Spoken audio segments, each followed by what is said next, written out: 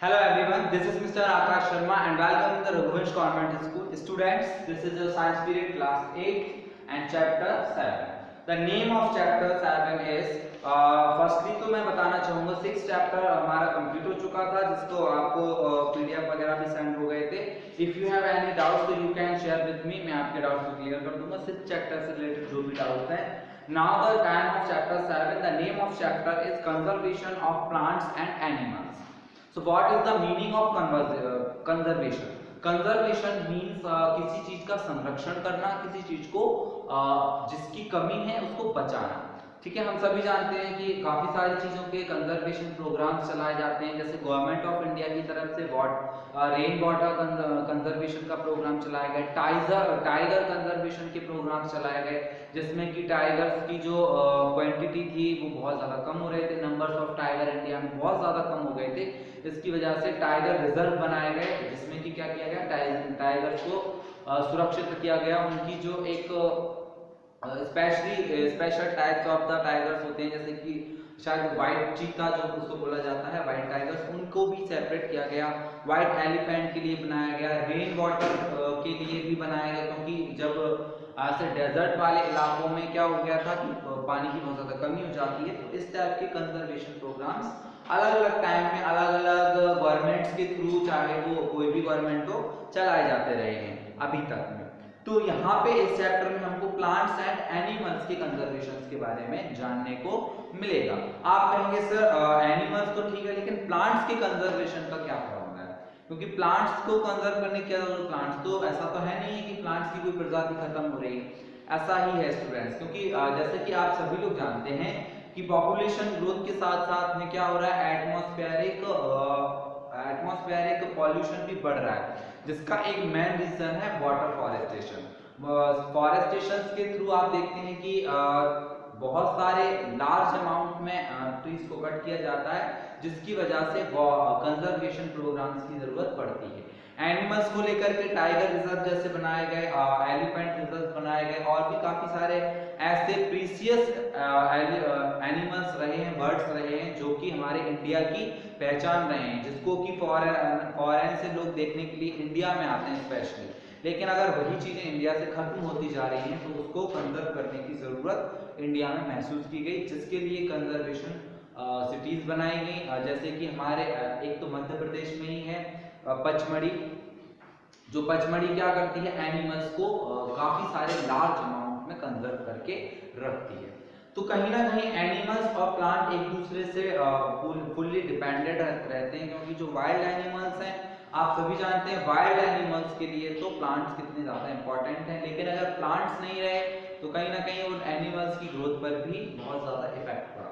Okay, तो इस chapter में हमको इसी टाइप की कुछ इंपॉर्टेंट टॉपिक्स, इंपॉर्टेंट बातें जानने को मिलेंगी. तो आइए आज के हम इस टॉपिक को स्टार्ट करते हैं. फर्स्टली हमारे टॉपिक में दिया है deforestation and it's causing. Deforestation, as you all are know about the deforestation is the very big problem in this time because of if we put deforestation, that means we don't love about our your life because of plants is the whole life of the every organism, not only for human being but साथ ही साथ में आपके animals के लिए भी and जितने भी living organism हैं सभी के लिए प्लांट्स की जरूरत बहुत ज्यादा है. बिकॉज ऑफ अगर आप देखें यहाँ पे इसकी कॉजिंग्स को अगर आप देखेंगे, प्रोड्यूसिंग लैंड फॉर कल्टीवेशन के लिए प्रोड्यूसिंग लैंड की जरूरत पड़ी जिसकी वजह से डिफॉरेस्टेशन किया गया. बिल्डिंग हाउसेज एंड फैक्ट्रीज के लिए भी यहाँ पे डिफॉरेस्टेशन की जरूरत महसूस की गई. Making furniture and using wood as fuel, because of जो वुड है उसका यूज फ्यूल के तौर पे पहले के टाइम में बहुत ज्यादा किया जाने लगा था. अभी के टाइम में भी किया जाता है लेकिन नॉर्मली अब भी उसको फ्यूल के तौर पे कम यूज करके फर्नीचर में ज्यादा यूज करते हैं.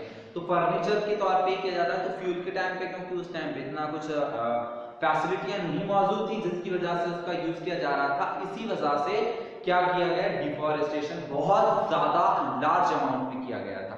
आज के टाइम में इस चीज पर कहीं ना कहीं रोक तो लगी है एक तरीके से. ह्यूमन बींग्स में भी इस चीज को लेकर के काफी अवेयरनेस आई है कि डिफॉरेस्टेशन बहुत ज्यादा हार्मफुल इफेक्ट वाला हम लोगों के लिए साबित हो रहा है. तो इस बात से कहीं ना कहीं लोग इफेक्टेड तो हैं, लेकिन अभी भी बहुत ज्यादा लार्ज अमाउंट में डिफॉरेस्टेशन किया जाता है, जिसका बहुत बड़ा इफेक्ट ह्यूमन बीइंग्स को झेलना पड़ेगा। ठीक है, नेक्स्ट है consequences of deforestation. Paheli and Bujo recalled the consequences of deforestation. They remembered that deforestation increases the temperature and pollution level on the earth. It increases the level of carbon dioxide in atmosphere. Groundwater level also gets lower. They know that deforestation disturbs the balance in the nature. They were told by professors Ahmad that cutting of tree continuously rainfall and the fertility of the soil will decreasing. Moreover, there will be the increased change of nature climating such as woods and droughts. यहाँ पे deforestation के क्या क्या बहुत ज्यादा effect हुए। तो यहाँ पे पहेली एंड बूझो, ये पहेली एंड बूझो वही हैं जो हमको सेकंड चैप्टर में मिले थे, तो हम इनको सेकंड चैप्टर में छोड़ के आ चुके हैं, लेकिन ये पीछे पीछे वापस से 7 चैप्टर में भी आ गए। तो पहेली एंड बूझो, ये दोनों ब्रदर एंड सिस्टर अपने प्रोफेसर अहमद से क्वेश्चंस करते हैं कि डिफॉरेस्टेशन की वजह से बहुत ज्यादा इफेक्ट नेचर पे हुए हैं, क्योंकि टेम्परेचर बढ़ा है। पिछले आज से 10 या 15 या 20 साल पहले जो टेम्परेचर अभी है, इतना हाई टेम्परेचर नहीं हुआ करता था, लेकिन आज के टाइम में टेम्परेचर 50 डिग्री भी क्रॉस कर जाता है। सो ये किस वजह से हुआ है? ये ओनली ऑन डिफॉरेस्टेशन की वजह से ही हमको देखने को मिलता है। इन्हीं सब वजहों की वजह से conservation of forest and wild life का एक बहुत बड़ा प्रोग्राम इंडियन गवर्नमेंट के थ्रू चलाया गया, जिसमें कि wild life animals and deforestation पर रोक लगाई गई। वाइल्ड लाइफ एनिमल्स को भी बहुत ज्यादा ग्रोथ करने में गवर्नमेंट ने बहुत ज्यादा पैसा खर्च किया, जिससे कि उनकी लाइफ स्टाइल को बचाया जा सके।